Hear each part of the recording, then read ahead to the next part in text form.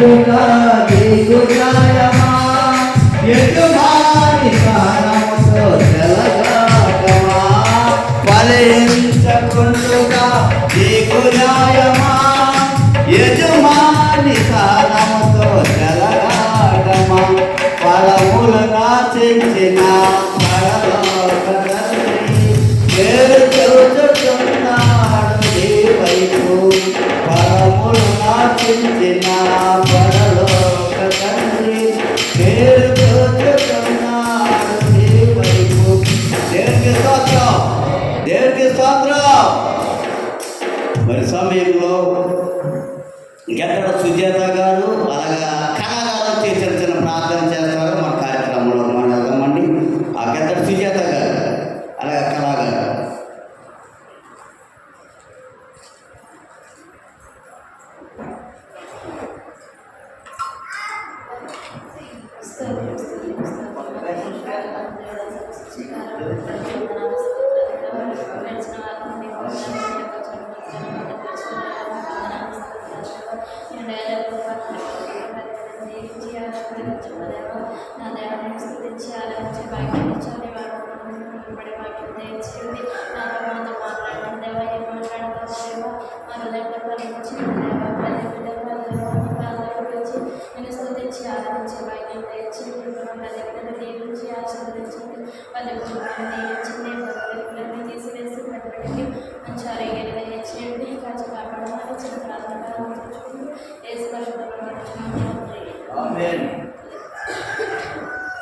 స్తోత్రం స్తోత్రం స్తోత్రం మహాపరిశుద్ధుడు మహాగణుడు వందనాలు వందనాలు వందనాలు ప్రభువా పరిశుద్ధమైన రాజానికి స్తోత్రం స్తోత్రం స్తోత్రం నైనా గతించిన నైనా 2 వారాలు కాచి కాపాడు ప్రభువా దాచిపత్ర పరిచిన దేవానికి స్తోత్రం నైనా 3వ వారంలో ప్రభువా నైనా నీ సంతానంలో ప్రభు ఇలా చేరు ప్రభువా నిన్ను స్తుతించడానికి ప్రభువా నిన్ను నమ్మించిన నైనా ఈ యొక్క సమయం బట్టి వందనాలు వందనాలు ప్రభువా వేలాది వందనాలు ప్రభువా నైనా నైనా ఏమిచ్చి కూడా ప్రభువా మీ యొక్క నామం చేయించలేదు నీకు స్తోత్రం స్తోత్రం నైనా వచ్చిన ప్రతి బిడ్డను కూడా జ్ఞాపకం చేసుకోదేవా నీకు వందనాలు వందనాలు ప్రభువా ఎంత బిడ్డలైతే ప్రభువా నైనా నీ యొక్క మందిరంలో సాక్షి చెప్పుకున్నారు ప్రభువా వాళ్ళ అవసరం తీర్చినారు ప్రభువా ప్రభువా నీకు స్తోత్రం నైనా వచ్చిన ప్రతి బిడ్డను కూడా జ్ఞాపకం చేసుకోదేవా నీకు స్తోత్రం స్తోత్రం దేవా పరిశుద్ధమైన రాజా నీకు స్తోత్రం నైనా నీ సేవకులతో ప్రభువా నాతో మాతో ఏం మాట్లాడతారు ప్రభువా మీరు ఇష్టపడి ఉన్నారు ప్రభువా వెనకాల చెవి గ్రహించిన ఆత్మ నాకు మాకు ప్రతి ఒక్కరికి దయచి నడుచు వందనాలు చెల్లించుకుంటూ ఏ సమర్పించుకుంటూ వాటిని సమర్పించుకుంటాను తండ్రి.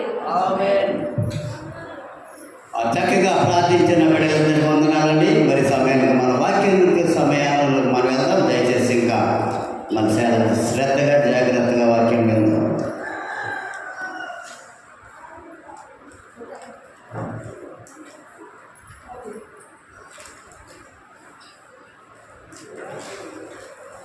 నేను ప్రశస్తమైన మహిళలంగా కూడా వచ్చిన దేవుని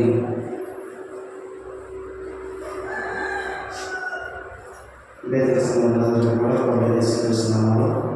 నాకు ప్రత్యేకమైన తెలియజేస్తున్నాను. గతించిన వారం నుంచి పరిశుద్ధమైన వారాన్ని కూడా దేవతలందరూ కూడా ప్రేమించి మరి ఈరోజు దేవుని యొక్క ఆసన్నిధి రావడానికి ఆయన యొక్క ఆసన్నిధిలో నిలిచిన వారికి దేవుడు కూడా అనుగ్రహించుకున్నాడు. అందుబట్టి ప్రభుకి మనం తెలుస్తున్నాను.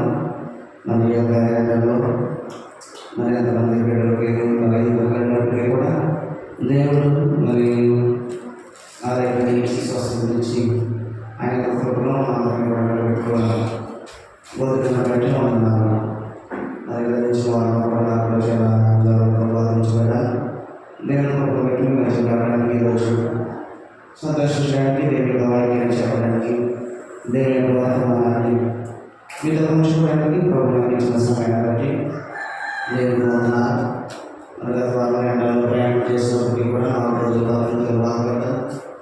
మరి ప్రభు మన సమయాన్ని కూడా మరి సాధారణ అనేకమైన వేస్తపడ్డాడు. బాధ్యతలు పెట్టి మరి ఎలాగైనా సరే దేవుని యొక్క మందిరం కార్యక్రమం చేస్తాడు. ఎందుకంటే అది సాధారణ పని కాదు. మరి ఇక్కడికి వచ్చినప్పటికీ కొద్దిసేపట్లో 4 లక్షల పిల్లలందరూ కూడా దేవుని సంఘానికి సిద్ధపడుతున్నారు. ఇంకో 6 గంటలు ఉంటే దేవుని సంఘానికి రావాలి అందరూ కూడా కదా. సాధారణ ఏం చేశారు? ఏదో వచ్చి పెట్టాడు కదా. మరి వాళ్ళు కూడా స్నానం చేయడం రెడీ అవుతున్నారు. వాళ్ళు దేవుడు రావాలి అంటే సాతాను చాలా వెంటాడుతూ ఉంటారు. ప్రతి ఒక్క జీవితాలు, అందరి జీవితాలు కూడా ఈ సాతాను అనేది లేకపోతే అసలే ఎలాగ అనేది మరి ప్రతి ఒక్కరి జీవితాలు కూడా సాతాను వెంటాడుతూ ఉంటాడు. అయినప్పటికీ కూడా మరి మా ప్రార్థన చేద్దాం. దేవుడు ఇటువంటి లేకుండా దేవుడు కాపాడాలని మనం ప్రార్థన చేద్దాం. యోహాను సువార్త 12వ అధ్యాయము కొన్ని వచనాలు చదువుకుని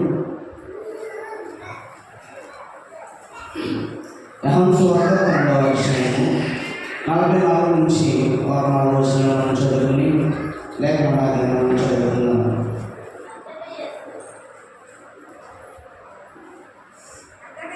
అంతటి యేసు విగ్రహాలను ఆయన విశ్వాసం ఉంచేవాడు ఆయన కాదు, నన్ను పంపినవాడిని విశ్వాసం ఉంచుతున్నాడు. నన్ను చూచువాడు నన్ను పంపినవాడినే చూస్తున్నాడు. నా యందు విశ్వాసం ఉంచువాడు చీకటిలో నిలిచిడుకున్న లోకంలో వెలుగుగా వచ్చినాను. ఎవరైనా నా మాటలు నీవు వాటిని కైకొని నేను అతను తీర్పు తీర్చి నేను లోకంలో తీర్పు తీర్చడం రాలేదు కానీ లోకంలో రక్షించడం వచ్చిందని. నన్ను నిరాకరించి నా మాటలను అంగీకరింపడం వారికి తీర్పు తీర్చుకోవడం.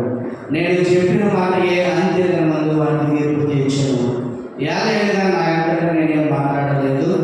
నేను ఏమవలను ఏమి మాట్లాడవలను దాని గురించి నన్ను పంపిన తండ్రి నాకు ఆజ్ఞించున్నాడు. దేవుని స్తోత్రం కలుగుగాక. అందరం కూడా దేవుని స్తోత్రం చేద్దాం. హల్లెలూయా, హల్లెలూయా.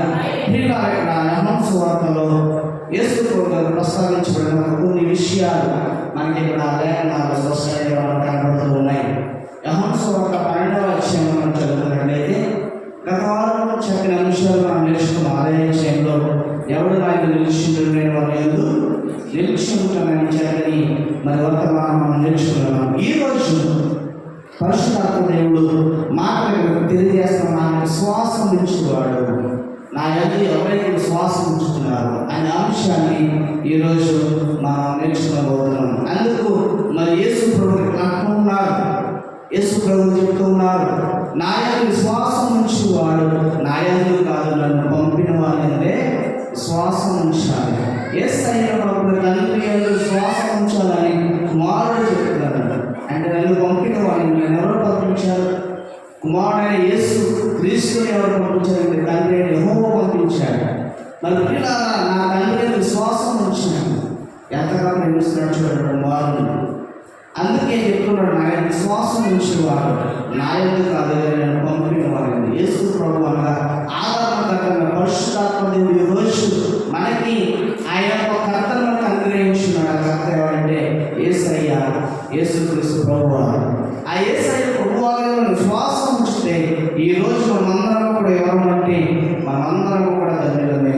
విశ్వాసం ఉంచేవాడు నా యందు విశ్వాసం ఉంచేవాడు. ఎవరు యందు విశ్వాసం ఉంచేవారంటే దేవుని విశ్వాసం ఉంచేవాడు నన్ను పంపిన వాడిని. అందుకే నన్ను చూసేవాడు నన్ను పంపిన వాడినే చూస్తున్నాడు. యేసయ్య ఏ విధంగా మనకు మాదిరిగా నుంచి ఈ లోకంలో అందరూ కూడా మాదిరించిపోయారు. మనం కూడా యేసయ్య అదే రీతిగా చూడాలి, అదే మాదిరిగా మనం చూడాలి. ప్రియులారా, విశ్వాసం నుంచి వారు చాలా మంది చూసినట్లయితే ఈ లోకంలో వెలుగు అనేది చాలా మంది గ్రహించలేకపోతున్నారు. ఎందుకంటే చాలా మంది చీకటిలోనే ఉన్నారు ఈ రోజుల్లో. అంటే చీకటిలో ఉండడం అంటే చాలా మంది దేవుని వెతక, దేవుని అంగీకరించక, అంటే దేవుని నమ్మక మరి చాలా మంది చీకటిలో నడుచుకున్నా ఈరోజు అనేక మంది మనం చూస్తూ ఉన్నాం.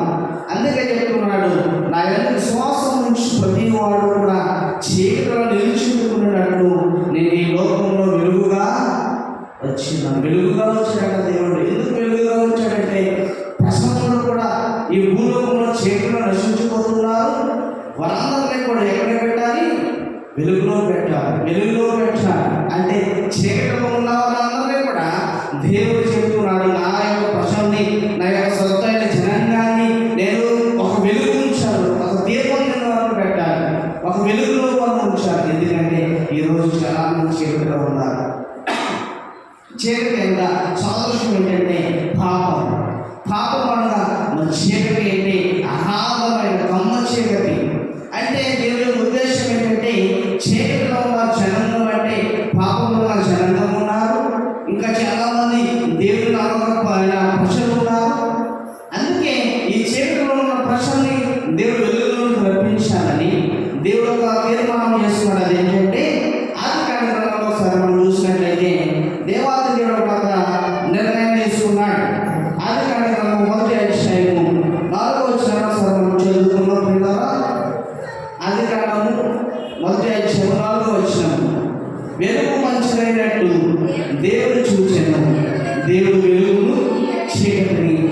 వేరుపరిచాను. దేవుడు వెలుగుననియు పగలనియు చీకటి రాత్రనియు పేరు పెట్టాను. అస్తమయ ఉదయం వెలుగునొక ఇలా చూడండి. యేసు ప్రభు ఒక తీర్మానం చేసుకున్నాడు. అదేంటంటే ఈ భూలోకం అంతా కూడా చీకటితో నిండి ఉంది. ఈ చీకటితో నిండి ఉన్న యొక్క భూలోకాన్ని నేను ఏదైనా సరే మార్చాను.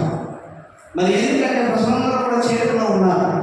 మరి ప్రజలందరూ కూడా వెలిగించబడాలి అంటే, ప్రజలందరూ కూడా చక్కగా ఎదగాలి అంటే, ప్రజలందరూ కూడా మరి మనుషులు అభివృద్ధి చెందాలి, వారు పనులు చేసుకోవాలంటే నేను ఒక నిర్ణయాన్ని తీసుకోవాలి అని యేసు ప్రభు నిర్ణయం తీసుకున్నది ఏంటంటే దేవుడు చీకటిని వేరుపరిచి, దేవుడు చీకటిని వేరుపరిచి దేవుడు వెలుగును పగలు చీకటి రాత్రిని ఒక నిర్ణయం తీసుకున్నాడు. అని పేరు పెట్టాడు. ఆ రెండు కూడా కలిసిన రెండు ఏమైంది? ఒక దినమైంది. దేవుడు పేరు పెట్టాడు. చీకటికి ఏంటో రాత్రి దేవుడు పేరు పెట్టాడు. మరి పగలకి ఏంటో దేవుడు వెలుగు అని పేరు పెట్టాడు. అంటే పగలు, వెలుగు అంటే పగలు, చీకటి అంటే రాత్రి. ఈ రెండు కూడా మరి దేవుడు నిర్ణయం చేసుకుని దేవుడు వారికి పేరు పెట్టాడు. ఆ రెండు కూడా ఉదయం 6 గంటల నుంచి మళ్ళా సాయంత్రం 6 గంటల వరకు చీకటి, 6 గంటల నుంచి మళ్ళా మరి ఉదయకాలం క్షణం వరకు కూడా 6 గంటల వరకు కూడా రేయి మొదలుచాము అన్న దేవుడు అన్నీ కూడా వ్యత్యాసంతో దేవుడు ఒక పేరు పెట్టాడు. ఈరోజు చూడండి, ఎక్కడికైనా ఎండగంలో ప్రయాణం చేయాలంటే మన ఎన్ని గంటలకు ప్రయాణం చేస్తాము? ఎక్కడికైనా వెళ్ళాలంటే ఉదయం 5 గంటల నుంచి కదా 6 గంటల లోపు మనం వెళ్తూ ఉంటాం. తర్వాత మనకి మరి ఇప్పుడున్న సమయంలో 7-8 గంటల తర్వాత మనకి ఏమొచ్చేస్తుంది? ఎండ. ఎక్కడ మనము వెళ్ళాలి. మళ్ళా మనం ఇంకా ప్రయాణం పోవాలంటే మన సాయంత్రం 6-7 గంటలకి బయలుదేరుతూ ఉంటారు. అంటే దేవుడు ఈ వేరుపరిచి, చీకటిని వేరుపరిచి వెలుగు మంచిదై ఉండాలని అక్కడ చూడండి. 4వ వచనం తెలియజేస్తుంది, వెలుగు మంచిదైనట్టు దేవుడు చూశాడట. వెలుగు మంచిది. ఎందుకు వెలుగు మంచిది? చీకటిలో జనాలు ఎంతకాలం ఇంకా బాధపడతారు? చీకటిలో ఉన్న ప్రజలు ఇంకా ఎంతకాలం కష్టపడతారు? చాలా మంది కరెంట్ లేని సమయంలో, చాలా మంది మరి కరెంట్ లేని ఇబ్బందులు లేని సమయంలో దీపాలు పెట్టుకుని, కృష్ణాలు పెట్టుకుని ఎంతమంది ప్రజలు మరి నశించిపోతుంది, చాలా మంది కష్టపడుతున్నారు. దేవుడు వారు చూడాలని దేవుడు వారు ఏం చేశాడండి? దేవుడు వారు ఏం చేశాడు? వెలుగుని చేశాడట. ఎందుకు చేశాడు వెలుగుని? మనం రోజు కూడా కరెంటు లేనప్పుడు ఎన్ని దీపాలు పెట్టుకున్నా, ఎంత విలాసం పెట్టుకున్నా సంవత్సరం మనం ఇప్పటికీ కూడా మనము గడపలేదా? అందుకే దేవుడు మంచి దేవుడు కాబట్టి వెలుగునిచ్చాడు. ఆ వెలుగే ఈరోజు అనేక మందికి లోకమంతా కూడా వెలుగునిచ్చింది. ఈరోజు ఉదయకాలం అయిన తర్వాత మనకి ఈ లోకంలో చూడండి, మనకంతా కూడా వెలుగు ఇచ్చింది. మన బట్టలు ఉతకాలన్నా మనకు వెలుగులు కావాలి, ఎండ కావాలి, ఏ పనులు చేసుకోవాలన్నా ఎండ కావాలి. ఎందుకంటే వెలుగులు లేకపోతే మరి ఏ పని కూడా మనము చేయలేము. అందుకే దేవుడు వెలుగులకు పగలనియో చీకటికి రాత్రి అనియో దేవుడు పేరు పెట్టాడు. అందుకే ఒక దినం అయింది. మొదట అదే ఒకసారి మనం చూసినట్టు ఏమంతా మరి 12వ అధ్యాయంలో 1వ వచనంలో కూడా దేవుని యొక్క వాక్యాలను ప్రస్తావించబడింది. దేవుని యొక్క కృపను బట్టి మరి దేవుని వాక్యం చెప్తుంది ఏంటంటే, అందుకు నాయన విశ్వాసం ఉంచువాడు ప్రతి వాడు కూడా చీకటిలో నిలిచిపోతున్నట్టు. నా ఎందుకు ఎవరైతే విశ్వాసం ఉంచుతారో ఎవరు కూడా చీకటిలో ఉండకూడదు, ఇంకా చీకటిలో రావకూడదు. ఎందుకంటే చీకటిలో మరి ప్రకాశించకూడదు. ఎవరు కూడా నన్ను ఎవరైతే నమ్ముకుంటారో వారందరూ కూడా వెలుగు సమందులో ఉండాలి. వెలుగు వలె వారు నివసించాలి. వెలుగు వలె వారు తేజో స్వరూపంలో వారు ఎదగాలి, మరి మెరవాలి. ఎందుకంటే నన్ను దీవించు ఆ నీతి సూర్యుడు వలె దేవుడి ముఖం ఉదయిస్తారని యెషయా భక్తుడు చెప్తున్నాడు అక్కడ. అందుకే ప్రతి వాడు కూడా చీకటిలో నిలిచిండుకున్నట్లు ఇక్కడ నేను ఈ లోకముకు వెలుగుగా వచ్చున్నాను. దేవుడు మన కొరకు ఎలా వచ్చాడని ప్రియులారా?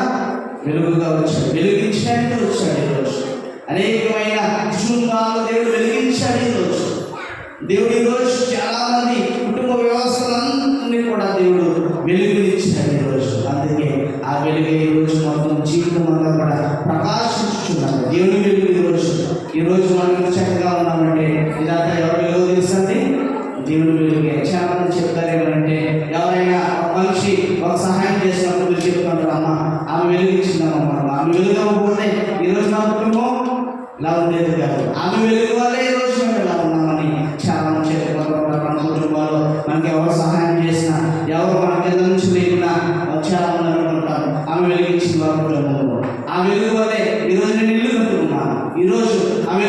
కాబట్టి నేను పని చేసుకున్నానని చాలా మంది చెప్పుకున్నాను. అంటే వెలుగులో ఉన్న అర్థం ఏంటంటే చాలా అర్థవంతమైన అర్థాలు ఉన్నాయి వెలుగులో.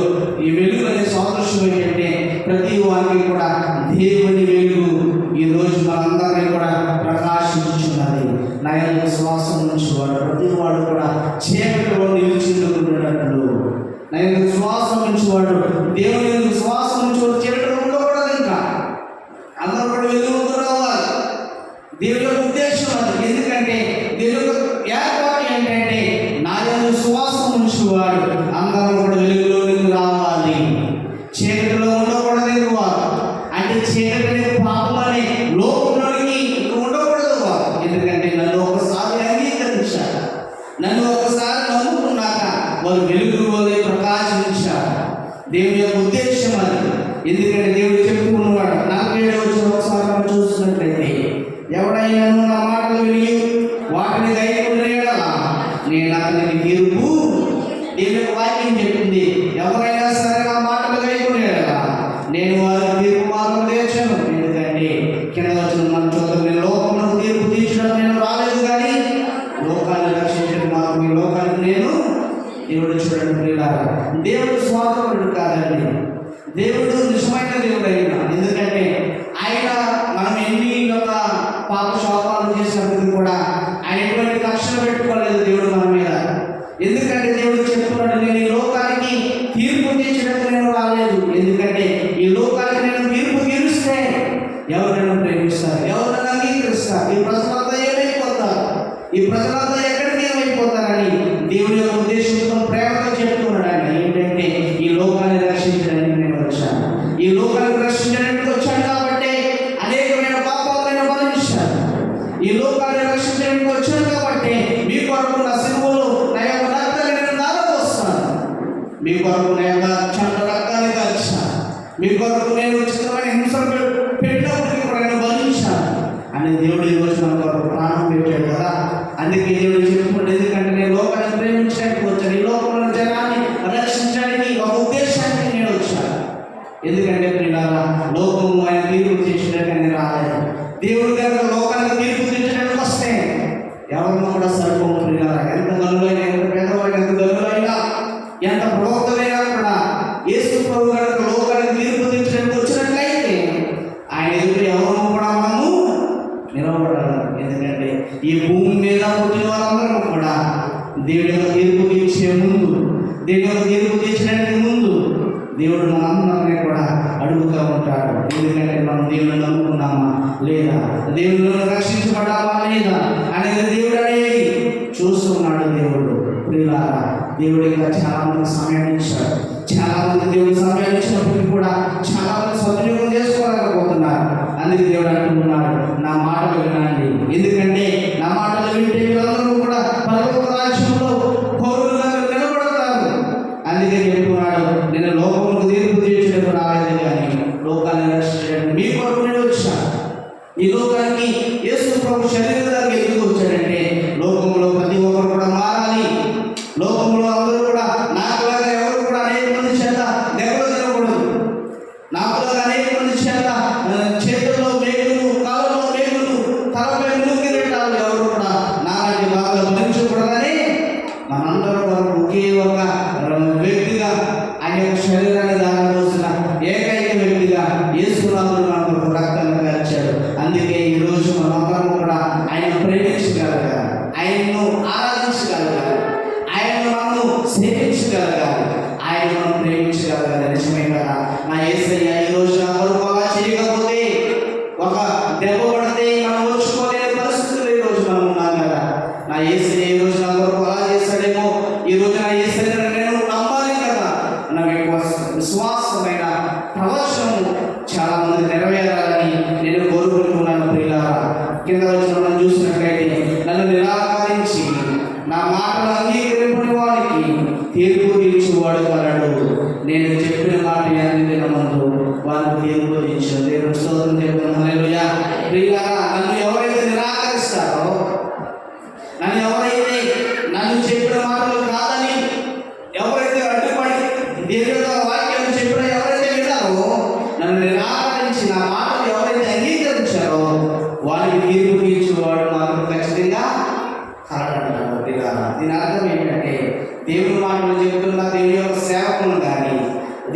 వాక్యం ప్రకటిస్తున్న వారిని కూడా నిరాకరించి వారిని మరి వారి మాటలు అంగీకరించడం చూసారా, వారికి అందరికీ కూడా ఖచ్చితంగా తీర్పు తీర్చబడతారట. ఎందుకంటే మేము కూడా చాలా మంది చెప్పినప్పుడు మాకు కూడా చిన్ననాటి నుంచి అనేక మంది సేవకులు ఈ మాటలు చెప్పారు కాబట్టి మేము కూడా అంగీకరించాలి. ఎందుకంటే అంగీకరించకపోతే మనకు శిక్ష కాబట్టి, అంగీకరించితే మనం అందరం కూడా ధన్యులు కాబట్టి దేవుడు నన్ను నిరాకరించి దేవుని అడ్డుపరిచి దేవుని మరి అయట్టపరిచి అంటే దేవుని మాటలు చెప్పాలి. ఎందుకంటే ఇవి ఎప్పుడు కూడా చెప్పే మాటలు కదా, విన్నాములే అనేక సంవత్సరాల నుంచి ఎక్కడ చూసి ఏ మాటలు చెప్తున్నారులే అని చాలా మంది అనుకుంటూ ఉంటారు. వారందరికీ కూడా దేవుడు చెప్తున్నాడట, ఖచ్చితంగా వారందరికీ కూడా తీర్పు ఉంటుందట. దేవుని మాటలు వినలేని వారికి తీర్పుంటారు, దేవుని మాటలు గైకొనలేని వారికి తీర్పుంటారు, దేవుని మాటలు అంగీకరించిన వారికి, దేవుని వారికి విని వారికి అందరికీ కూడా తీర్పు తీర్చుకోవడం కారణం. ఎందుకంటే దేవుడు చెప్తున్నాడు, నేను ఏ మాట అయితే చెప్తానో అదే మాట ఇప్పుడు నెరవేర్చబడతాదంటే అంచెదిన ముందు వారికి తీర్పు తీర్చున్నాడు. ఖచ్చితంగా తీర్పు తీరుస్తారు, ఖచ్చితంగా తీర్పు తీరుతారు అని ఇక్కడ నేను వాక్యం మనం ప్రస్తావించబడింది. ఎందుకంటే నేను చెప్తున్న మాట ఖచ్చితంగా నెరవేర్చబడుతుంది. తండ్రి చెప్పిన, కుమారుడు చెప్పిన, యేసు ప్రభు చెప్పిన ప్రతి మాట కూడా సమయంలో నెరవేర్చబడుతున్నాయి. ఈరోజు అనేక మందిగా మనం చూస్తూ ఉన్నాం. ఖచ్చితంగా ప్రతి చోట కూడా అల్లుగొడవలు జరిగినప్పటికీ కూడా దేవుని యొక్క మాట ముందుగానే చెప్తుంది. ఏమని చెప్పిందో తెలుసా? అదే స్వార్థలో అనేక మంది ప్రేమలు చల్లారిపోతాయి, అనేక మంది స్వార్థపరులుగా అవుతారు.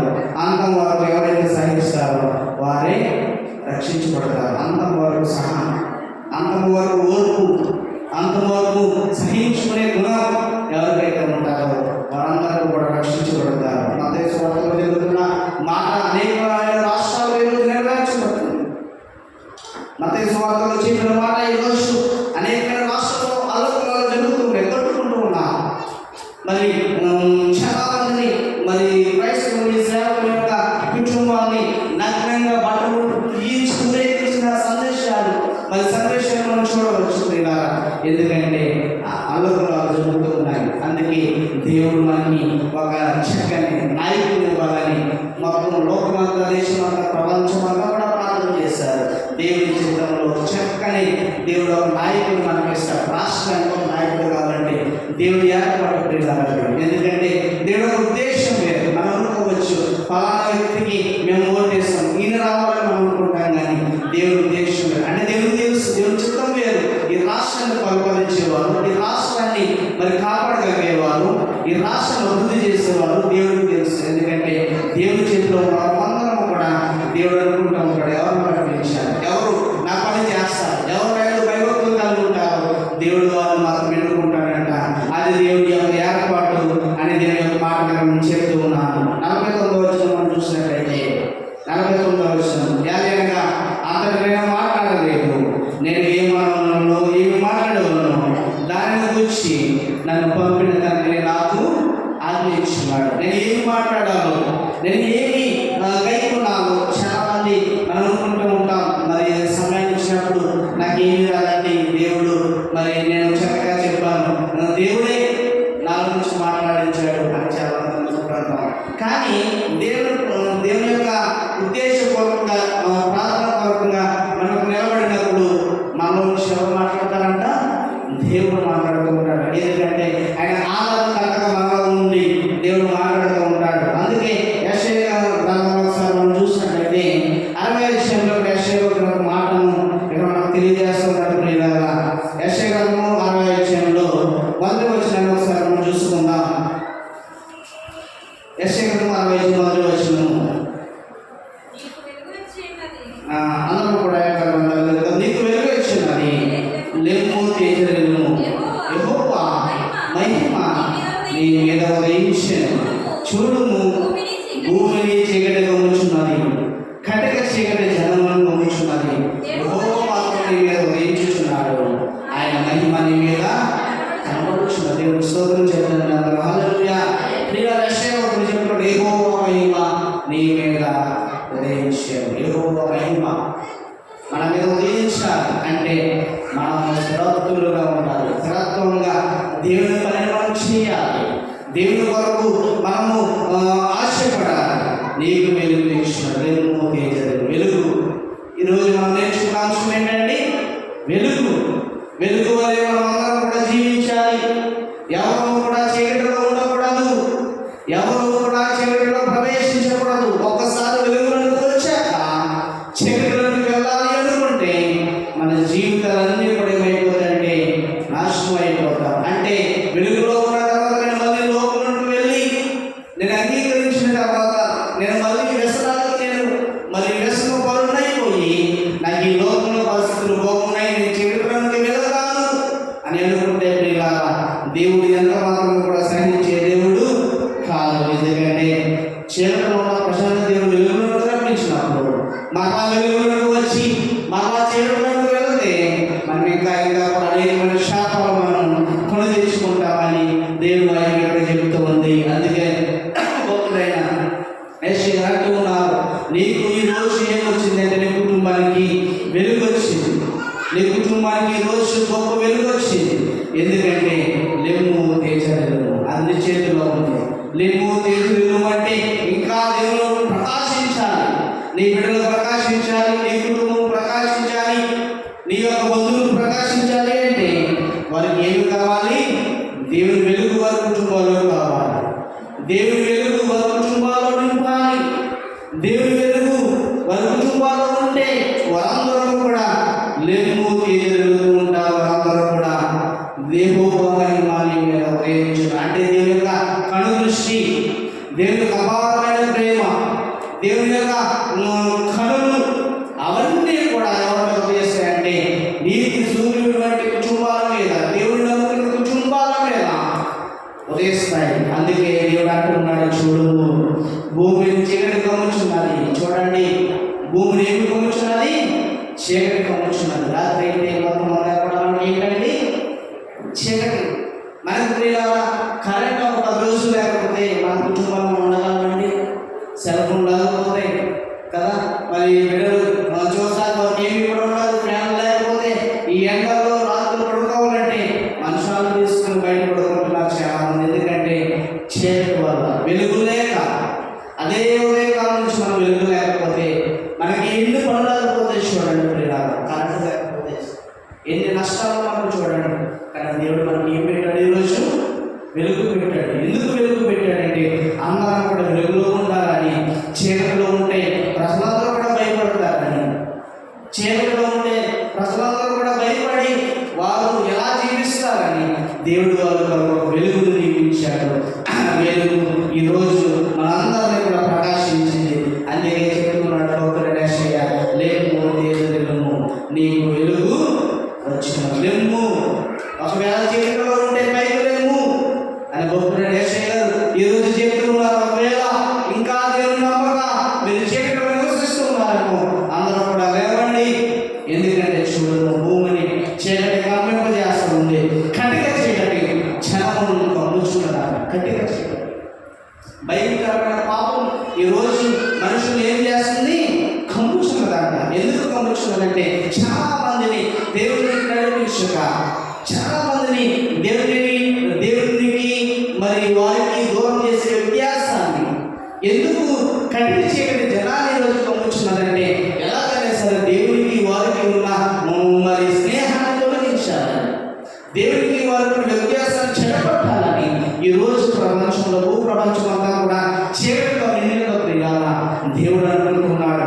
ఈరోజు కటిక చీకటి జనాన్ని కమ్ముచున్నది. కటిక చీకటి భయంకరమైన సాతాను, అపవాది, అంధకార శక్తులు, దుష్ట శక్తులు లైవైపోయిన దినాల్లో ఈరోజు చీకటి కమ్ముచున్నది. కాబట్టి ఎలాగైనా సరే నేను వారిని వదిలించాను, ఎలాగైనా సరే నేను వారిని వెలుగులోకి నడిపించాను అని దేవుడు ఒక ఉద్దేశాన్ని కలిగి ఉన్నాడు. అందుకు దేవుడు చెబుతున్నాడు, యెహోవా నీ మీద వేయించుచున్నాడు, ఆయన మహిమ నీ మీద కనబడుచున్నది. యెహోవా మహిమ మన మీద ఉదయించాలి అంటే, నీతి సూర్యుడు వలె మనం ప్రకాశించాలి అంటే మనం చేయవలసింది ఏంటో తెలుసా?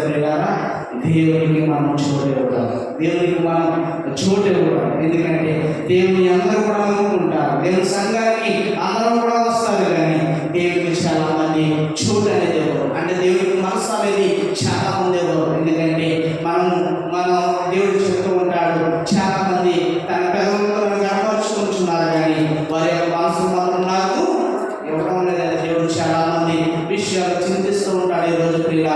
దేవుడు చెప్తూ ఉంటాడు, చాలా మంది తన పెదవులను కనపరుస్తున్నారు కానీ తన హృదయం మాత్రం దూరముగా ఉంచున్నారు. అంటే మన నోటితో దేవుని మనం మహిమపరుస్తున్నాం కానీ, నోటితో మనం పాటలు పాడుతున్నాం కానీ హృదయాన్ని చాలా మంది దూరం పెడుతున్నారంట. దేవుడే చెప్తున్నాడు అన్నమాట. పెదవులతో కనపరుస్తున్నారు కానీ హృదయం మాత్రం నాకెందుకు దూరంగా ఉంచుతున్నారని దేవుడు ఈరోజు ఒక ప్రశ్నను అడుగుతున్నాడు. ఈరోజు మనం ఎందుకు చాలా మంది హృదయాలు దూరం పెడుతున్నారంటే ప్రియులారా, అది ఒక తీర్మానం మనలో ఉంది. ఎందుకు మరి చాలా మంది ఎందుకు హృదయాన్ని దేవుడికి వలకపోతున్నారు, ఎందుకు హృదయాన్ని ఇంకా దూరం పెడుతున్నారంటే ఇంకా దేవునికి వారి యొక్క స్థానాన్ని ఇవ్వలేకపోతున్నారు. ప్రియులారా, దేవుడు వెలుగు ఈరోజు నీకు నాకు ప్రకాశించారు. దేవుని యొక్క వెలుగు ఈరోజు నిన్ను నన్ను కూడా అనేకమైన అడ్డుకోవడాలను తొలగించాలి అంటే దేవుడు మన కుటుంబాల్లో వెలుగించాలి. నువ్వు అనేక మందిని వెలిగించాలి.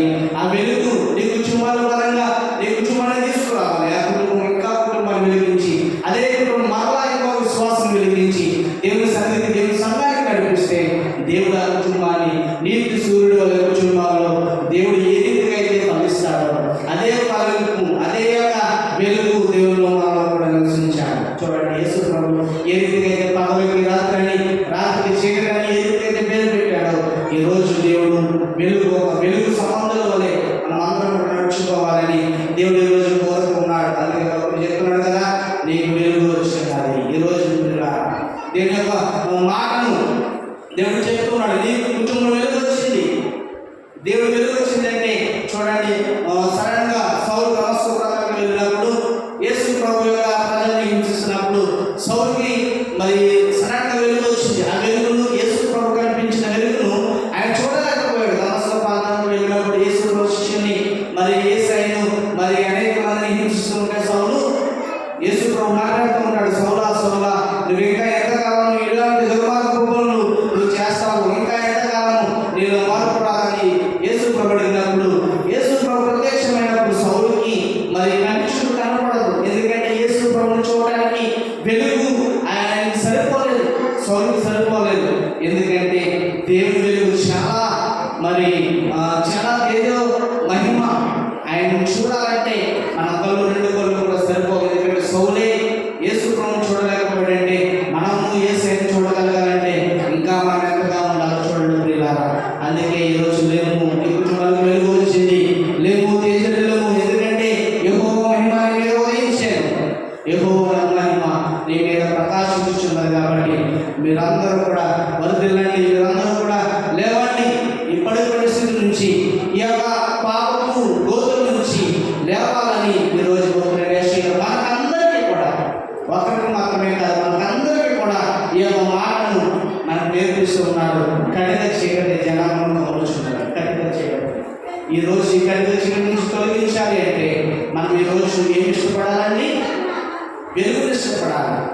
చీకటిని మనం ఇష్టపడితే చీకటి సంబంధాలలో మనం ఉంటాం. ఎందుకంటే చీకటిని ప్రేమించువారు వెలుగును ప్రేమించలేరు. ఎందుకంటే చీకటిని ప్రేమించువారు కటిక చీకటిని ప్రేమిస్తే మనము యేసు ప్రభువు వెలుగును మనము చూడలేము. ఎందుకంటే వెలుగును మనం ప్రేమిస్తే వెలుగును మనం కోరుకుంటే యేసయ్య వెలుగు, మన కుటుంబాల వెలుగు, మన యొక్క జీవితాల్లో వెలుగు, మన యొక్క మనసుల్లో వెలుగు, అందరి కుటుంబాల్లో కూడా దేవుని వెలుగు నింపాలని దేవుడు ఈరోజు ప్రత్యక్షంగా కోరుకున్నాడు. దేవుని యొక్క మాటలు ఈరోజు అనేకమైన మాటలు ఈరోజు మనం నేర్చుకున్నాం. మనసు వల్ల 12వ అధ్యాయం 44 నుంచి ఒక మాట మనం నేర్చుకున్నాం. ఆయన విశ్వాసం ఉంచువాడు చీకటిలో నిలిచిపోతున్నట్లు వారు వెలుగులో నడవాలి. ఖచ్చితంగా ఈ మాటలు అందరూ కూడా నేర్చుకోవాలి. దేవుని యొక్క మాటలు అందరూ కూడా నేర్చుకోవాలి. ఈ రోజు ఎవరో కూడా చీకటిలో నడవకున్నట్లు ఎవరైతే చీకటిలో నడుస్తారో నేను వారిని ఎంత మాత్రం కూడా నేను ఇష్టపడను అని యేసు ప్రభు గారు ఈరోజు స్పష్టంగా మనకు చెప్తున్నారు. కాబట్టి ఈరోజు మనం అందరినీ కూడా వెలుగులోకి రావాలని అనేక మంది చీకటిలో ప్రజల కొరకు ప్రార్థన చేయండి, చీకటిలో జనముల కోసం ప్రార్థన చేయండి, చీకటిలో సంచరిస్తున్న జనాల కోసం చాలా మంది కొరకు మనం ప్రార్థన చేయాలి. దేవుడు మనకు వెలుగు ఇచ్చాడు. వారికి కూడా ఇంకా వెలుగు లేకుండా చాలా మంది ఉన్నారు.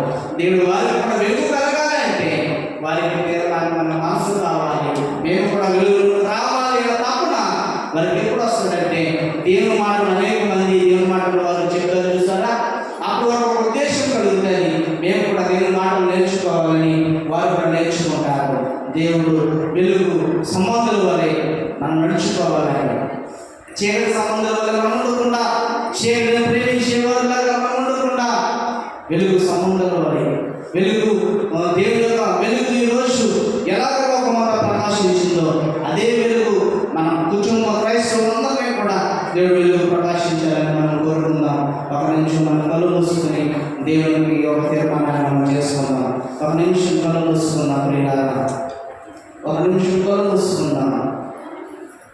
దేవుని యొక్క మాటలు నేర్చుకునే ఇప్పుడు మనం అందరం కూడా దేవుని కొరకు నిలబడాలని,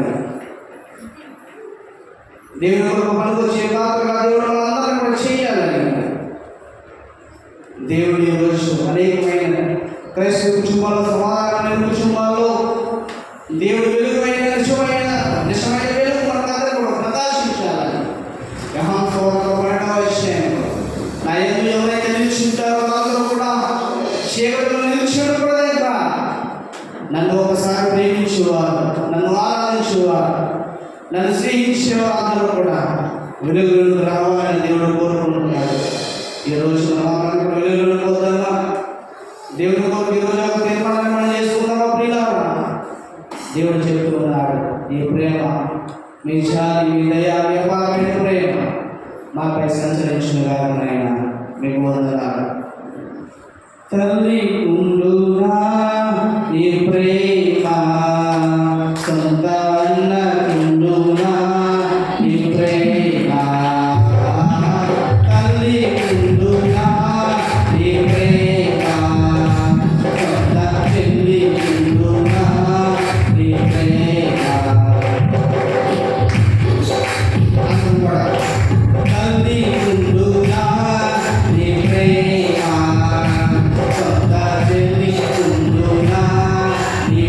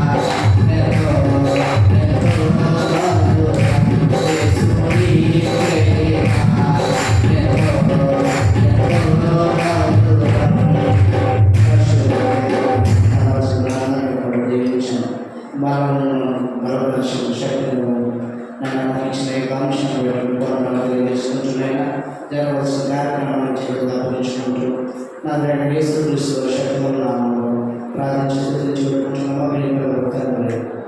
ఆమేన్.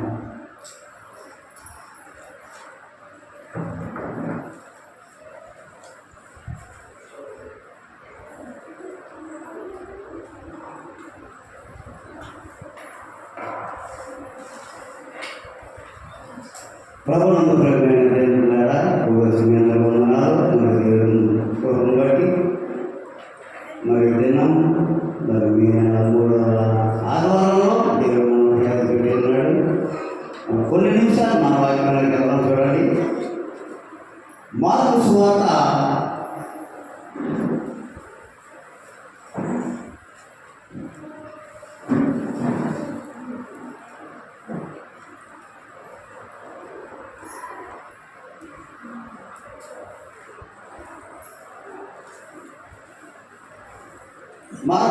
4వ అధ్యాయము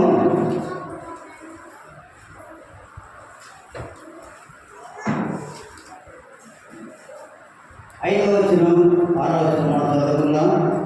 మార్కు సువార్త 4వ అధ్యాయము 5వ వచనం 6వ వచనం మనం చదువుకుందాం. చదవం. మార్కు 4:5. కొన్ని చాలా మొండెలను రాతి నేలలో పడను, అక్కడ మన్ను లోతుగా ఉన్నందున అవి వెంటనే మొలిచిన కానీ సూర్యుడు వదిలిపోయినది మాడి వేరు లేనందున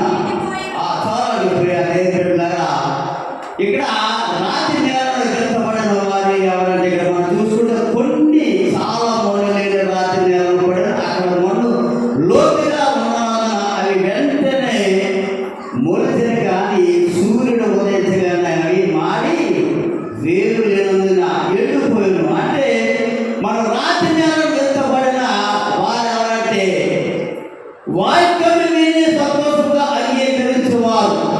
ఎవరండి? వాక్యం విని ఆ వాక్యాన్ని అంగీకరించిన వారు. అయితే వారిలో వేరు లేనందున కొత్త కాలం వారు నిలుతురు కానీ వాక్యము నిమిత్తము శ్రమ అయినను హింస అయినను కొరకగైన వారు అభ్యంతరపడుతున్నారు. అదే పిల్లరా, ఇక్కడ రాతి నేల అంటే ఇష్టపడిన వారు సేవలంటే మనం చూసుకుంటే ఇక్కడ అపొస్తలుల గ్రంథంలో మనం చూసుకున్నట్టయితే మన దేవుని వాక్యము సంతోషంగా వినాలి. ఎందుకంటే ఈరోజు మనం ఇక్కడ మనం చూసుకున్నట్టయితే ఇక్కడ వాక్యము వారి అంతరంగంలోనికి చొరబడిన కొద్ది కాలంలో వారు ఎండిపోతారు. ఎందుకంటే వారి హృదయం అంతా ఎలా ఉందండి? రాళ్ళు వల్లే ఉన్నాయంట. వాళ్ళ హృదయం ఎలా ఉందండి? రాళ్ళు వల్లే ఉన్నాయంట. అదే బిడ్డలారా, రాళ్ళు అంటే చూడండి, ఇక్కడ హోసేయ గ్రంథం చూడండి. హోసేయ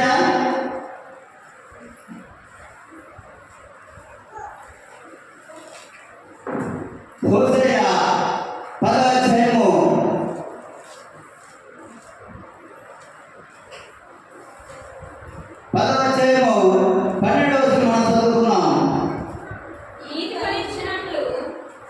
నీతి ఫలించినట్లు మీరు విత్తనము వేయుడి, ప్రేమను కోత మీరు కోయండి.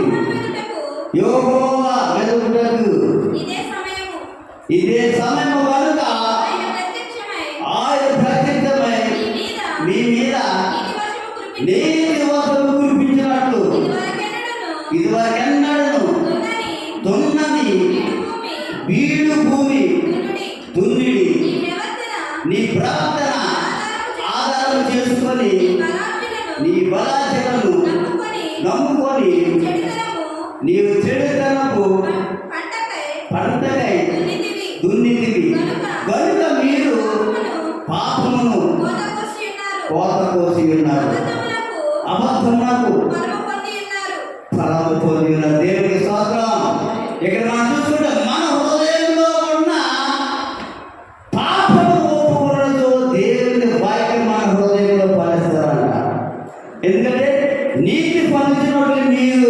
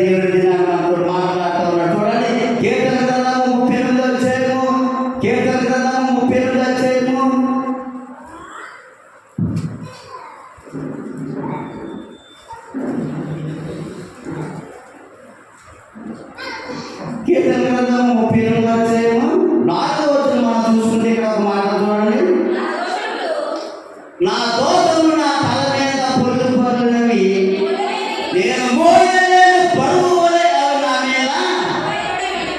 తాడు మీద మొయ్యలేని పాప ఆయన మీద బరువు ఉన్నదట.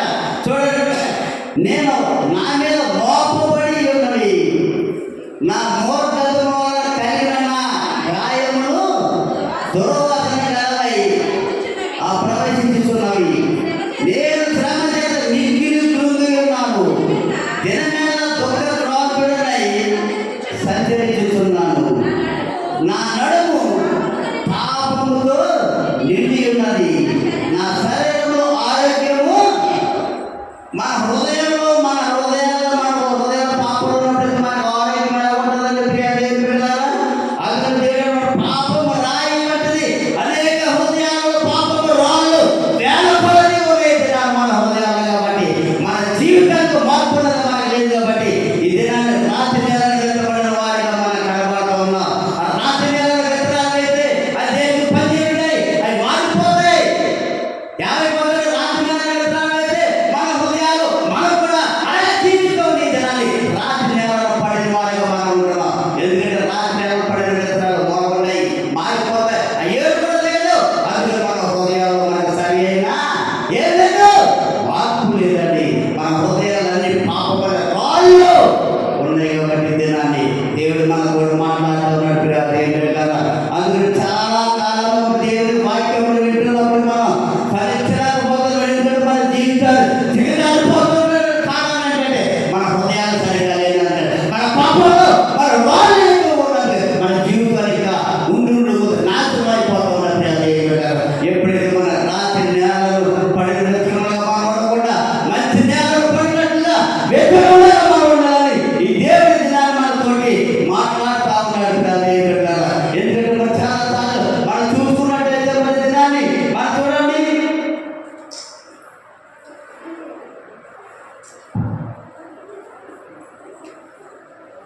మార్కు సువార్త 4వ అధ్యాయం 4వ మాటలు చూడండి.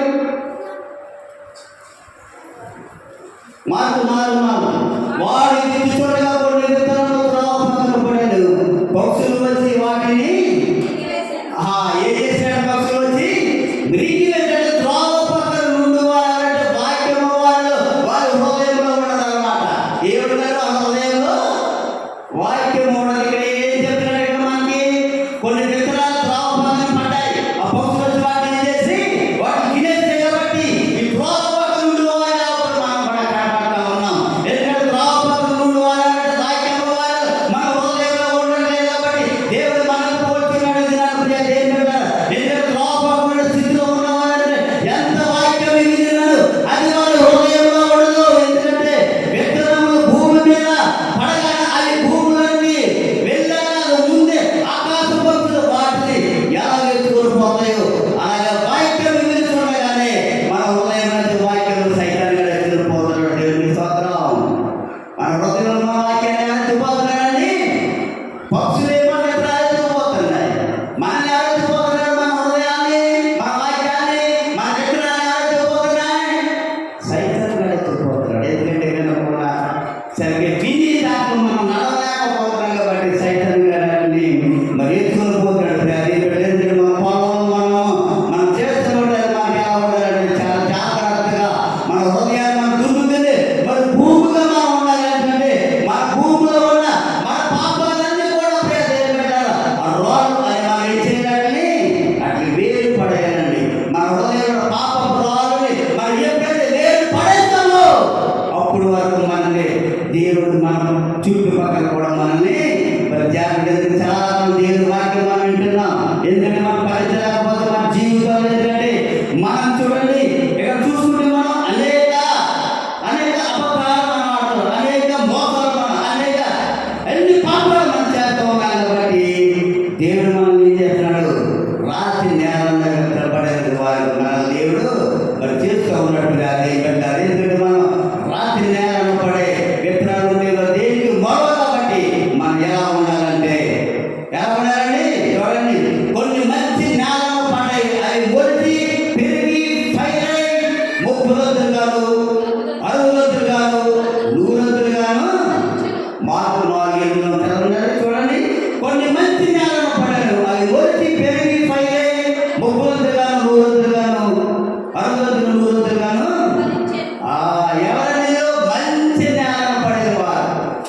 ఏ నేలని?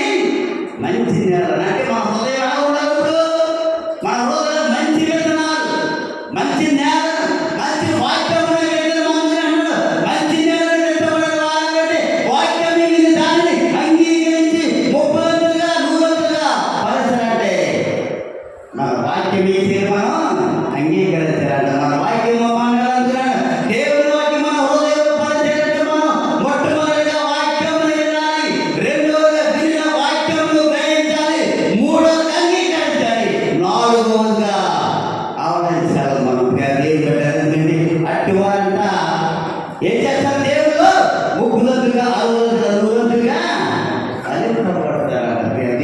అందుకనే మంచి నేలను పడేస్తున్నాడు. మనము ముండలో పొదల్లో పడేస్తున్నాడు మనం కూడా. కానీ మంచి నేలను పడేస్తున్నాము. మనము ఉండాలని దేవుడి దినాన్ని మనతో మాట్లాడుతూ ఉన్నట్టుగా దేవుడి ఇక్కడ చూడండి. ఇక్కడ ఆదికాండము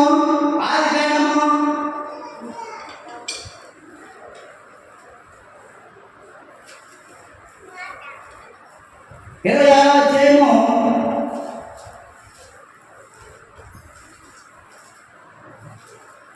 12వ వచనం మనం చూస్తున్నాం. ఇస్సాకు ఆ దేశంలో ఉన్న వాడే విత్తనం వేసి ఆ సంవత్సరం 100 ఫలం పొందెను. యెహోవా అతనిని ఆశీర్వదించిన కనుక ఆ మనుషుడు గొప్పవాడేను. అతడు మిక్కిలి గొప్పవాడు వరకు క్రమక్రమంగా అభివృద్ధి పొందుచు వచ్చిన దేవుడికి స్తోత్రం. ఎవరంటే ఇక్కడ ఇస్సాకు పట్టేసి 100 ఫలించడం రాయబడింది. ఇస్సాకు చిన్న వయసులో దేవుని భయభక్తులు కలిగిన వాడు, దేవుని ఎదిగిన వాడు, దేవునికి బలిగా అర్పించలేక ఇక్కడ తండ్రి గారు మోరియ పర్వతాలను తీసుకువెళ్ళినప్పుడు విశ్వాసంతో తను అప్పగించుకున్నాడు. కాబట్టి తన ఎవరి కాలంలో ఏకాగ్రంగా ప్రార్థనలో పడుతూ ఉండేవాడు. ఎవరి కాలంలో కాళ్ళు మోయడానికి సిద్ధంగా ఉన్నాడు. కాబట్టి దేవుడు ఇస్సాకును 100 ఫలించాడు. దేవునికి స్తోత్రం. ఎన్నంతగా ఫలించాడని? 100 ఫలించాడు. ఎందుకంటే ఇస్సాకు కష్టపడి చేసేవాడు, తన పైకి వచ్చిన శత్రువులను ప్రేమించేవాడు. ఇస్సాకు శత్రువులతో ప్రేమించేవాడు. ఇస్సాకు శత్రువులు ఎప్పుడు కూడా బెదిరించలేదు. వారి మీద మాట కూడా ఆయన ప్రేమించేవాడు. శత్రువుల్ని అసూయ పెట్టుకునేవాడు కాదు ఎప్పుడు. అందుకని దేవుడికి ఇష్టడుగా జీవించాడు ఇస్సాకు. 100 ఫలము పొందుకోవాలంటే ఎందుకంటే ఇక్కడ చూడండి, ఒక వ్యక్తి మనం చూసుకుందాం. భోగ పరిచయం మరొక ఎవరండి ఇక్కడ బైబిల్లో? ఎవరండి? యేసపు గారు. ఎవరండి? యేసపు గారు ఫలించాడు. యేసపు అంటే ఫలించాడు కొమ్మ అని అన్నమాట. ఫలించాడు మరి కొమ్మ అంటే రాయబడి యేసపు నీ బాల్య దినములలో నీ సృష్టికర్తను శరణాలు తెచ్చుకున్నాడు. ఏం చేశాడు యేసపు గారు? బాల్య దినములు ఉంది. ఆయన సృష్టికర్తలు యేసు ప్రభుని ఆయన హృదయంలో తెచ్చుకున్నాడు. కాబట్టి యేసపు గారు ఫలించాడు కొమ్మ. ఎవరండి? యేసపు గారు ఫలించాడు కొమ్మ. ఫలించాడు దేవుని పట్ల. ఇక్కడ ఇస్సాకు గారు 100 ఫలాన్ని పొందుకుంటూ ఉన్నాడు. ఇక్కడ దేవునికి లోపడ్డాడు కాబట్టి ఇక్కడ 100 ఫలం పొందుకున్నట్టుగా అదే బిడ్డలారా, అటువంటి బిడ్డలనే దేవుడు బాగా ఫలిస్తాడు. మన హృదయంలో ఈ పాపం అనే రాళ్ళను మనం వేరేయాలండి. మన భూమిలో ఎంత శుభ్రం చేసి విత్తనం వేస్తామో ఆ వాక్యము మన హృదయంలో రావాలంటే మన హృదయంలో బాగు చేసుకోవాలి. నువ్వు బాగు చేసుకోకపోతే నువ్వు ఎంత వ్యవసాయం చేసినా, ఎన్ని విత్తనాలు వేసినా, ఏది చేసినా నీకంతా నీకేమి ఫలించదు. నీ పంట పండదు. నీ పంట పండినలో ఏమైపోతుంది? కోతకు వచ్చినప్పుడు కూడా మనం చేసుకొని రాదు ప్రియులా. మనం అన్నంతలో మనకు ఆకలి తీరదు. మనకు చలి వేసినప్పుడు బట్టలు కొనుక్కున్నా మన చలి తీరదు. ఎందుకంటే దేవుడిలో మనం లేవు. మన హృదయం సరిగ్గా లేదు. కాబట్టి దేవుడి దినాన్ని మనతోటి మాట్లాడుతూ ఉన్నాడు. చాలా జాగ్రత్త. ఎందుకంటే చూడండి, విలపు వాక్యములు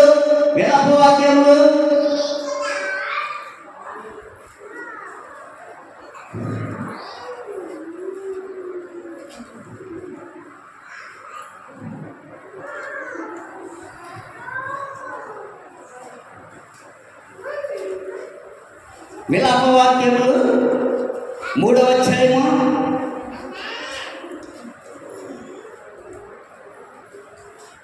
1 27వ వచనం మనం చదువుకుందాం.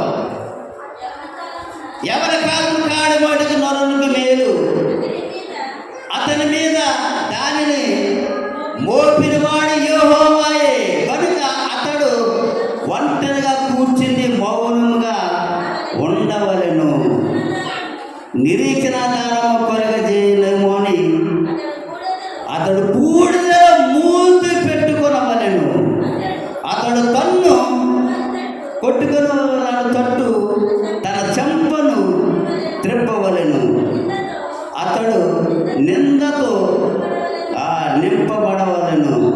ప్రభు సర్వకాలము దేవునికి స్తోత్రం. ఇక్కడ చెప్తా ఉన్నాడు. ఏం చెప్తున్నాడంటే మనకి ఇక్కడ మన ఓపికతో మన శ్రమలను మన శోధనలను సహించుకోవాలంట. ఎందుకంటే మనం ఫలించాలంటే మన చివరికి మనకి బాగా ఫలించాలంటే మనం ఏం చేయాలి? మనము దేవుని పట్ల మంచి నేలను పడే విత్తనాలుగా మనం ఉండాలి. మంచి నేలను పడే విత్తనంగా మనం ఉండాలి. దేవుని బిడ్డలారా, అందుకని చూడండి, ఇక్కడ చూడండి, ఇక్కడ వీళ్ళందరూ కూడా ప్రభు సన్నిధిలో మన హృదయమును సిద్ధపరుచుకున్నారు. హృదయంలో ఉన్న ప్రతి పాపంలో ఒప్పుకొని విడిచిపెట్టారు. నీ పూర్ణ హృదయముతోను ప్రభువునందు విశ్వాసం ఉంచుము. అప్పుడు నీవు ఫలించి అభివృద్ధి చెంది ఇతరులకు ఆశీర్వాదకరంగా ఉండు. లేనిచో మనం ఏమైపోతాడు? విస్తారంగా విత్తనాలు మనకి కొంచెమే పండని మీరు భోజనము చేతులను ఆకలి తీరకున్నది, పానము చేతులు దాహము తీరకున్నది, బట్టలు కప్పుకున్నను తెగాకున్నది, పనుగోడు కష్టం చేసి జీతము సంపాదించినాడు, జీతము చిలుగుపోయిన చిల్లు చట్టులో వేసినట్లుగా దేవునికి స్తోత్రం. ఏంటంటే మనం ఎంతో కష్టపడి మనం పనిచేస్తాం కదండి. 6 రోజులు పనిచేసి 7వ దినాన మన ప్రభు ఏం చెప్పాడు? మనకి విశ్రాంతి దినంగా అది ఆచరించాడు. 6 రోజులు కష్టపడి పని చేసుకోండి, 7వ దినాన విశ్రాంతి దినంగా దేవుడు ఆచరించాడు. ఆదివారం కూడా ఎక్కడ పనులను తడుముకుంటూ వెళ్ళిపోతున్నారు. ఆ ఆదివారం పని తడుపు వెళ్ళిపోయినప్పుడు 400-500 వస్తాయి. ఏ చెయ్య కాలు ఇరిగిపోతే ఎంత పెట్టేస్తాం మనం? ఎన్ని వేలు పెట్టేస్తామండి? దేవునికి స్తోత్రం. చాలా జాగ్రత్త. మన ప్రతి దానికి దేవుడికి లెక్కలు చెప్పాలి. మనం ఎవరికి లెక్కలు చెప్పాలండి? మనం మనకు ప్రతి దానికి కూడా మనకి లెక్కలు చెప్పాలి. ఎందుకంటే ఇక్కడ ప్రభు మనతో దినాన్ని మాట్లాడుతున్నాడు. ఫలించేవాడు దీవించబడతాడంట. అందుకని అన్నాడు, నీ దేవుడిని మన శ్రద్ధగా వని నేను లేడు, నీకు ఆజ్ఞాపించుచున్న ఆజ్ఞలన్నిటి అనుసరించి నడుచుకుని ఎడలా నీ దేవుడిని యెహోవా భూమి మీద ఉన్న సమస్త జనముల కంటే నిన్ను హెచ్చించును. నీవు నీ దేవుడిని యెహోవా మాట విని ఎడలా ఈ దీవెనలన్నీ నీ మీదుగా ప్రార్థించు. దేవునికి స్తోత్రం. మన ఎవరి మాట వినాలండి? యెహోవా మాట. మన ఇంటి దీవెనలన్నీ మన మీదకి వస్తాయంట. మన పట్టణంలో దీవించబడతాం, పొలంలో దీవించబడతాం. నీ గర్భ ఫలము, నీ భూఫలము, నీ పశువుల మందలు, నీ దుక్కిడెద్దలు, నీ గొర్రె మేకల మందలు దీవించబడును. నీ గంపయి, నీ పిండి పిసుకు తట్టు దీవించబడును. నీవు లోపలికి వచ్చినప్పుడు దీవించబడదు, వెలుగులోకి వెళ్ళినప్పుడు దీవించబడదు. యెహోవా నిన్ను తలగా నియమించిన కానీ పోగగా నియమింపడు. నీవు నీపై వాడవుగా ఉందో కానీ కింద వాడగలు. దేవునికి స్తోత్రం. ఈ దినాన్ని చాలా జాగ్రత్త. మనం ఎలా ఉండాలండి? మంచి నేలను విత్తబడిన విత్తనంగా మనం ఉండాలి. మంచి నేలను విత్తబడిన విత్తనం ఏంటండి? ఆ వాక్యమే విత్తనము. విత్తనాలంటే జొన్నలు, పెసలు, బొగ్గులు కాదండి. విత్తనాలంటే వాక్యం అనే విత్తనము మన హృదయంలో మనకేంటి? ఫలింప చేయాలండి. మన హృదయంలో విత్తబడలో నేలను ఆ విత్తనాలైతే నాటి మీద, రాళ్ళ మీద ఏరేసి జరుగుతున్న భూముల్లో మన హృదయం అనే విత్తనాలు మన హృదయంలో వాక్యం అనే మన హృదయానికి రావాలండి. అప్పుడే మనం ఇస్సాకు, యేసు గారు ఎలాగైతే ఫలించారో దేవుని పట్ల మనం కూడా ఈ దినాన్ని ఫలించాలంటే యేసు గారు అలాగే ఇస్సాకులాగా నూరంతలో పంట పండించాడు. ఇస్సాకు గారు దేవుని మాటకు లోపడ్డాడు. దేవుడు 30 60 100 ఫలించాడు. దేవునికి స్తోత్రం. ఈరోజు మనలందరినీ దేవుడు ఫలించునుగాక. ఆమేన్. ఫలించడం మనల్ని ఫలించడండి, ఫలించడం. ఇస్సాకు గారు మనం ఎక్కడుంటున్నాం? యోసేపు గారు మనం ఎక్కడున్నాం? మనం ఫలించాలంటే వాడికి లాగా ఉంటేనే మనం ఫలించాడు దేవుడు. వాళ్ళు హృదయాన్ని పరిశీలించాడు దేవుడు. మరి మన హృదయాన్ని దేవుడు పరిశీలిస్తున్నాడు. మన హృదయంలో పాపం అనే వారిని మనం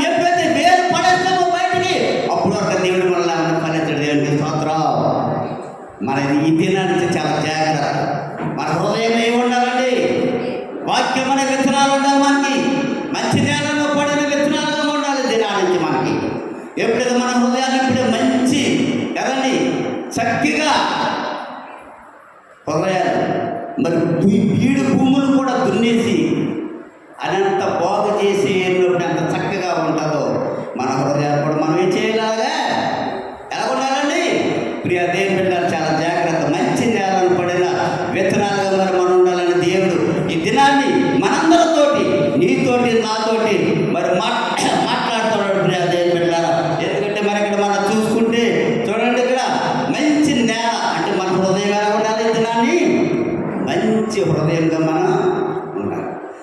మన హృదయంలో ఈ దినాన్ని ఇప్పుడే ఈ క్షణంలోనే యేసు ప్రభుని మనం అడుగుతాం, ప్రభువా మా హృదయాల్లో ఏమన్నా రాళ్ళు ఉంటే తండ్రి ఇప్పుడే ఈ నిమిషంలో తీసేయండి యేసయ్య. ఏమి రాళ్ళు? వదనాల రాళ్ళ? పాపం అనే రాళ్ళు ఉంటే ఏమి రాళ్ళండి? పాపం అనే రాళ్ళు ఉన్నాయేమో ఇప్పుడే యేసు క్రీస్తు దగ్గర ఇప్పుడే మనం మోకరిద్దాం, ఇప్పుడే మనం అడుగుతాం. ఈ సెకండ్లో దేవుడు మనకు విడుదల కలుగును గాక. ఆమేన్. బీడు భూములు అధికముగా చోచున నీవు సాగిరా, బీడు భూములు అధికముగా చోచున నీవు సాగిరా, యేసుని వారికి చూపించు, ప్రేమతో వార్తను చాటించు, యేసుని వారికి చూపించు, ప్రేమతో వార్తను చాటించు. చీకటి కాలము వచ్చుతుండే కృపకాలమును ఉపయోగించు, చీకటి కాలము వచ్చుతుండే కృపకాలమును ఉపయోగించు, తలుపులు తెరచేయుండగనే తిరిగిన మనసుతో సాగెదవా, తలుపులు తెరచేయుండగనే తిరిగిన మనసుతో సాగెదవా, కాలమపాయము కానుండే సమయము సాధ్యత యోగించు, కాలమపాయము కానుండే సమయము సాధ్యత యోగించు. ఎన్నో రాజ్యములీనాడు దేవుని పనికి మూయబడే, ఎన్నో రాజ్యములీనాడు దేవుని పనికి మూయబడే, తెరచిన తలుపులు ఎదురుండెను ప్రవేశించురు జ్ఞానులు, తెరచిన తలుపులు ఎదురుండెను ప్రవేశించురు జ్ఞానులు. ఎందుకంటే నాకు ఆయాసం వచ్చి నేను చెప్పుకోవడం తప్ప మీ అందరి హృదయాల్లో ఏమైనా మార్పు వచ్చిందండి? మీ అందరి హృదయాలు ఈ దినాన్ని ఇప్పుడే ఈ సెకండ్లో యేసయ్య ఒక మాట మీరు ప్రార్థించండి.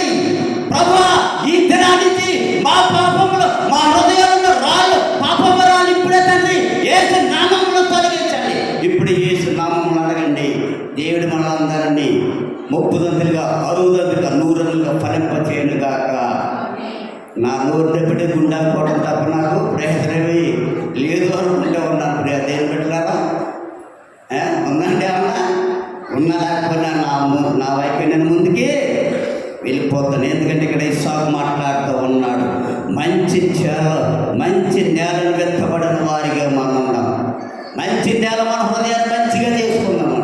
ఈ బీడు భూములను కదండి ఎన్ని దున్ని చేసినా ఆ యొక్క రాళ్ళు ఉంటే ఉంటాయట. అలా కాకుండా బీడు భూముల మన హృదయాలు ఉండకుండా మంచి నేలలో మంచి హృదయాలు దేవుడు ఈ దినాన్ని ఈ రోజు నుంచి అందరూ హృదయాలు దేవుడు బద్దలు కొట్టును గాక. ఆమేన్ ఆమేన్ చెప్పండి. ఎందుకంటే ఆమేన్. మనలో అనేకమైన ఎంతో గొప్ప ఆశీర్వాదాలను మనం పాడు చేసుకుంటూ ఉన్నాం. ఏం పాడు చేసుకుంటామండి? గొప్ప ఆశీర్వాదాలు దేవుడు మనకిస్తూ ఉన్నాడు, మనం పాడు చేసుకుంటూ ఉన్నాం. ఎందుకు పాడు చేసుకుంటూ ఉన్నాం? ఎందుకు మన హృదయాన్ని మనం పాడు చేసుకుంటూ ఉన్నాం? మన హృదయంలో రాళ్ళు, పాపము రాళ్ళు, మొయ్యలేనట్టు పొరుగు నా మీద మోపబడి ఉన్నదంటున్నారు దావీదు గారు. మొయ్యలేనట్టు పాపాలు నా మీద మోపుతున్నాయి అన్నాడు. ఈ దినాన్ని మనం యేసు క్రీస్తు నామములో ఆశీర్వాదకర్తగా మనం ఉండాలి. ఎందుకంటే ఆయన మాటలు శ్రద్ధగా మనం వినాలి, అనుసరించాలి. ఎందుకంటే ప్రభు మన